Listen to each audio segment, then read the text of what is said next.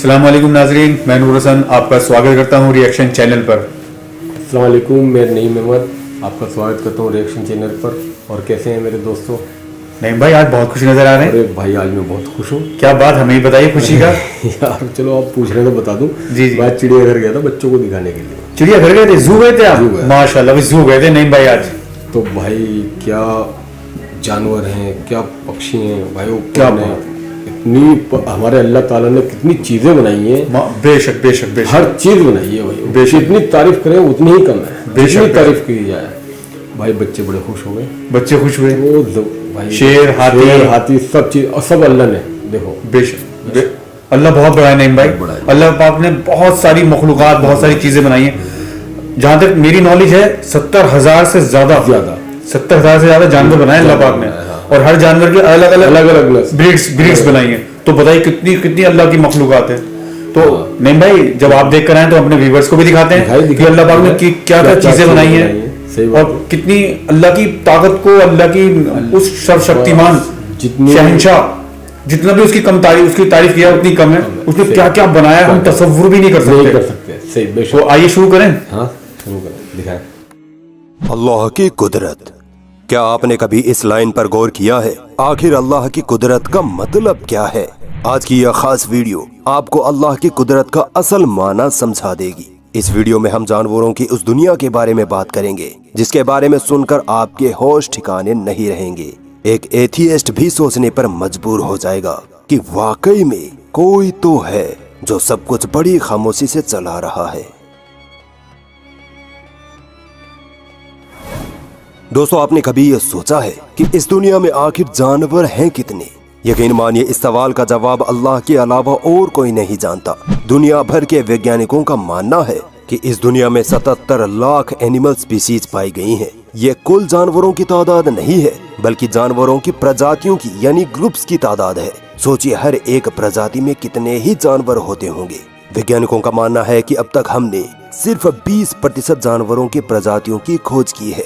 80% प्रजातियों को तो आज तक देखा ही नहीं गया। सोचिए कौन है वो जिसने इतने सारे जानवरों को पैदा कर दिया, उनको अलग अलग शक्लें दे दी और हर मौसम में हर जगह उनकी खुराक का भी इंतजाम कर रहा है।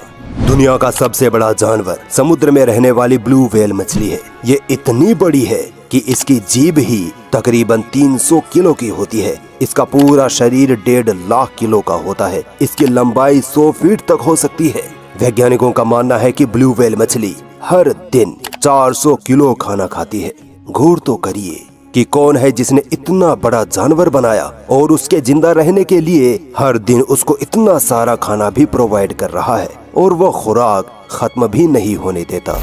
आखिर कौन है जिसने मधुमक्खियों को ये कलाकारी सिखाई कि जब मधुमक्खी अपना छत्ता बनाती हैं तो उस छत्ते का हर एक खांचा हेक्सागोन शेप में एकदम परफेक्ट बनता है। आखिर गिरगिट को किसने ये खासियत अता की कि वो जहाँ भी होता है वहीं के अकॉर्डिंग अपना रंग बदल लेता है? आखिर कौन है जिसने सांप को पैर नहीं दिए मगर फिर भी उसे चलना सिखा दिया? आखिर कौन है जिसने जुगनू को रात में बल्ब की तरह चमकने की ताकत दे रखी है? किसने समुद्री ईल को करंट जैसी अनोखी पावर दी है?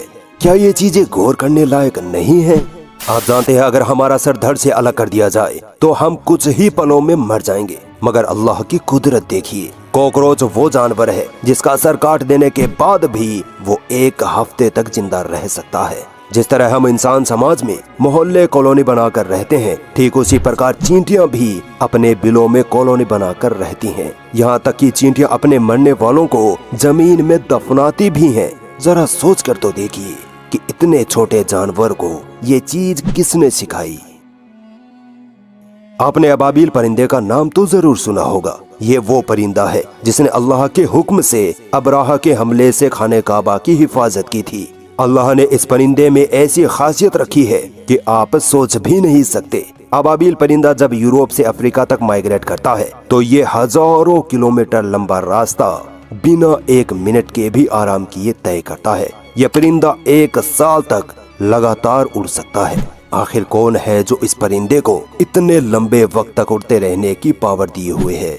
दोस्तों, मेरा मकसद आपको जानवरों के फैक्ट्स बताना नहीं है, बल्कि इसके पीछे मकसद ये है कि आप ये इमेजिन करें कि आखिर इस दुनिया का निजाम कैसे चल रहा है, कौन है जो हर चीज को कंट्रोल कर रहा है।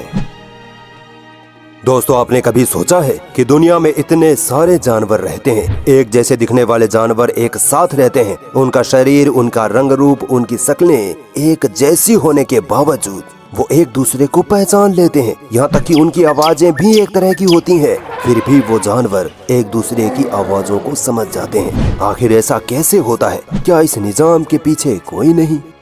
अल्लाह ने बाज को इतनी तेज आंखें दी हैं कि ये 3 किलोमीटर ऊंचाई से भी जमीन पर घूम रहे खरगोश या चूहे को देख लेते हैं।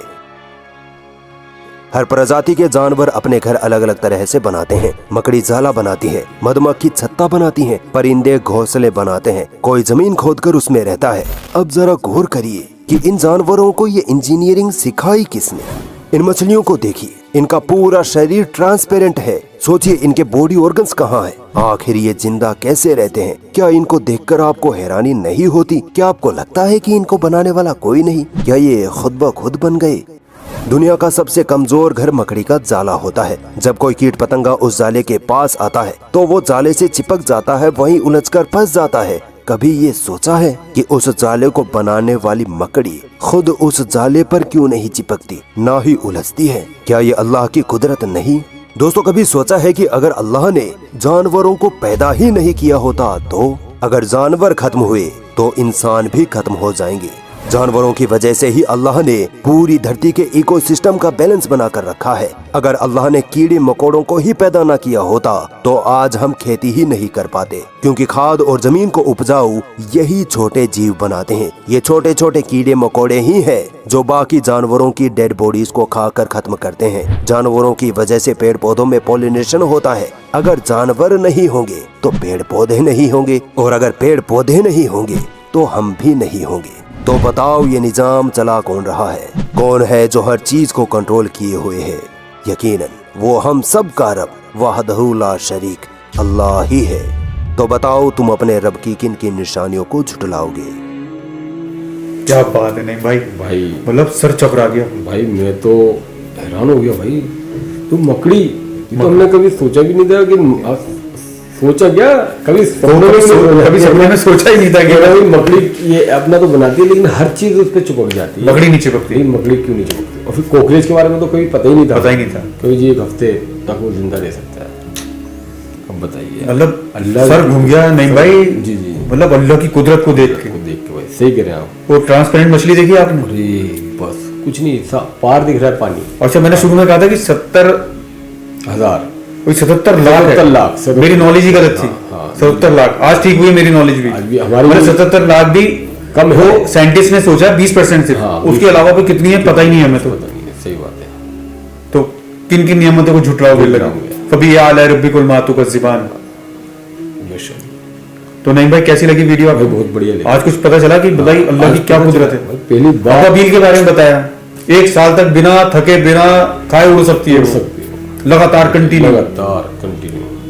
ईगल 3 किलोमीटर से अपने शिकार को देख सकती है। नजर कुदरत देखिए। बनाने वाला सिर्फ एक अल्लाह है, और सबका खाने का इंतजाम कर दिया। सबका इंतजाम हम कमाने, हमने शुरू में कहा था ना कि हम कमाने आते हैं और सबका इंतजाम, मतलब सारे जानवर। मछली को देखा, मतलब कितने टन को वो खाना खाती है, और रोज खाती है, रोज दे रहा अल्लाह, 400 किलो रोज दे रहा अल्लाह। तो दुनिया चलाने वाला अल्लाह है, बेशक। तो कैसी लगी हमारी वीडियो? तो हमारे चैनल को लाइक करें, शेयर करें, सब्सक्राइब करें। तो मुलाकात होगी नेक्स्ट वीडियो में, तब तक के लिए